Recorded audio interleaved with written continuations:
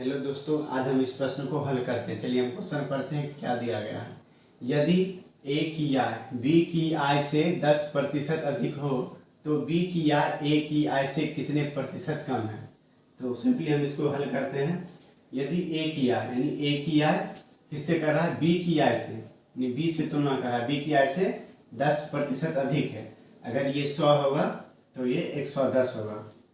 चलिए हमने आगे पढ़ते हैं। तो बी की आय ए की आय से, जिससे हम तुलना करते हैं उसे हम बटे में रखते हैं। बी की आय से कितने प्रतिशत कम है, तो 10% कम है।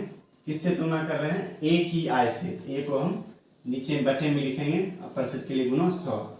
0 से 0 काटेंगे, ऊपर में 10 × 10 100/11।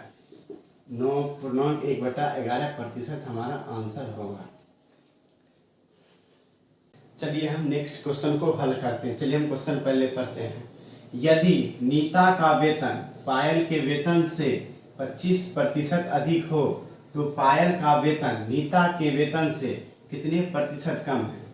यदि नीता, हम यहाँ पे नीता लिखेंगे, नीता का वेतन पायल लिखेंगे, पायल के वेतन से 25% अधिक है।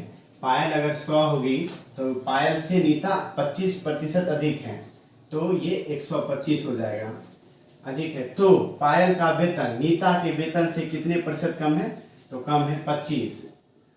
किससे तुलना करते हैं, नीता के वेतन से। हम नीता से तुलना करें तो नीता को हम बटे में लिखेंगे, यानी 125। और प्रतिशत लाने के लिए हम गुना 100 से, 25 चौक 100, 25 पचे 125, 5 पचे 25, 5 चौक 20%, यानी हमारा राइट आंसर ऑप्शन बी होगा। तो चलिए दोस्तों हम नेक्स्ट क्वेश्चन को हल करते हैं। तो चलिए सबसे पहले हम क्वेश्चन को पढ़ते हैं। यदि ए की आय बी की आय से 30% अधिक हो तो बी की आय ए की आय से कितने प्रतिशत कम है। यदि ए की आय बी की आय से, यानी बी की आय से 30% अधिक है। अगर बी 100 होगा तो ये 130 होगा। तो नेक्स्ट पढ़ते हैं हम। तो बी की आय ए की आय से कितने प्रतिशत कम है, तो 30% कम है। तुलना किससे कर रहे हैं, ए की आय से। जिससे हम तुलना करते हैं हम बटा में उसी को लिखते हैं। तो ए से हम तुलना करें तो 130 को बटे में लिखेंगे और प्रतिशत लाने के लिए हम 100 से गुना करेंगे।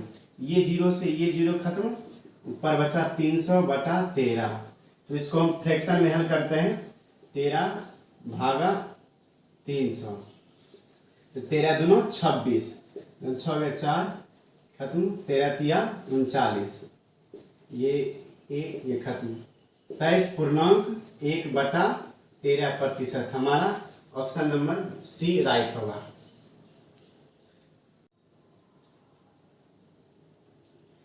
तो चलिए दोस्तों हम नेक्स्ट क्वेश्चन को हल करते हैं।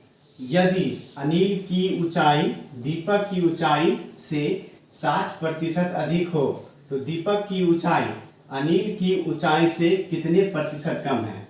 तो अनिल की ऊंचाई दीपक की ऊंचाई से, यानी दीपक की ऊंचाई से 60% अनिल अधिक। अगर ये 100 होगा तो अनिल 160 होगा। तो दीपक की ऊंचाई अनिल की ऊंचाई से कितने प्रतिशत कम है, कम है 60%।